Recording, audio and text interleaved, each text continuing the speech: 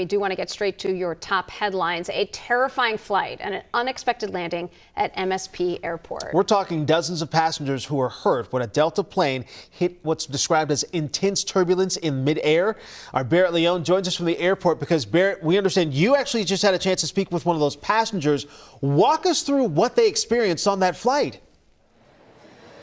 Yeah, a really scary situation, AJ and Heather. I just spoke with one of the 275 passengers on that flight. He described it as everything going up in the air. He lost his phone. He said at one point, passengers were grabbing a flight attendant that was walking through the aisle to hold her down from hitting the ceiling. So really a scary situation. We know that this flight was coming in from Salt Lake City. It was heading to Amsterdam, and it started experiencing some of that intense turbulence about 45 minutes into the flight while it was traveling over Wyoming. And that is when the pilot diverted its location to Minneapolis and made that emergency landing. We do have video of an emergency response here at the Minneapolis-St. Paul International Airport last night. It happened just before 8 o'clock.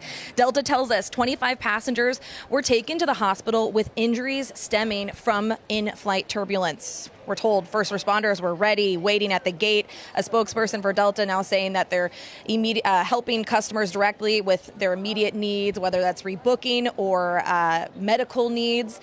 We know that this passenger I just spoke with not 10 minutes ago, they're actually going to be hopping on a flight this evening to Amsterdam. So they're still continuing on their travel plans. But he says that, the turbulence at one point, 1,000 feet. It's really hard to conceptualize that, but if you can only imagine, picturing these items flying up, and he said, 25 people that were injured, they were taken off the flight first and then everyone else. But really, definitely a terrifying situation in the skies last night. Eric, quick question about that 1,000 feet. How does he know that? Did someone tell him that?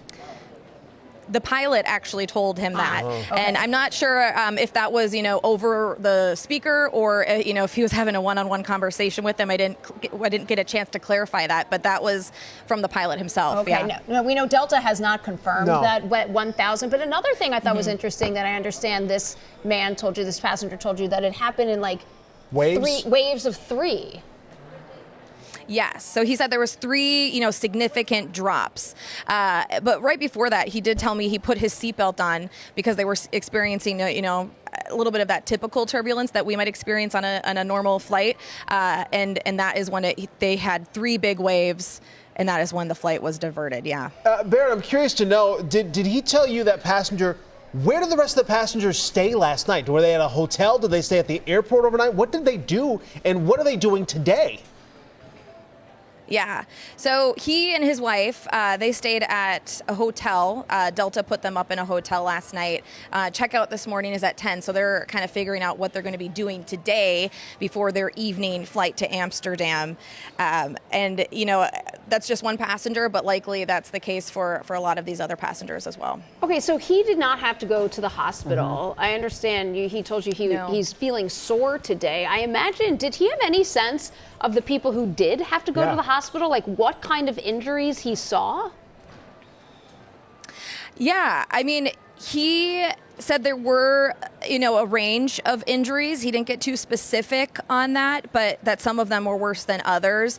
But, again, imagine, if somebody didn't have their seatbelt on, his phone flew up in the air, likely a person, Yeah, especially if we weren't on that flight. We don't know, but we can imagine, right? Yeah. Okay. Yeah. Well, it just goes to, honestly, and I think we all do this. If you've flown on a plane before, you take some luxuries, you take off your seatbelt, but there's a reason they tell you to put your seatbelts on when they hit that turbulence because of incidents like this happening. So definitely a scary situation. Barrett Leone, we appreciate that live update from the airport, and hopefully the passengers, they're able to resume their flights later today, and hopefully the people in the hospital, they're safe as well. Yeah, it's really scary. Yeah, we'll get more information as the morning progresses there.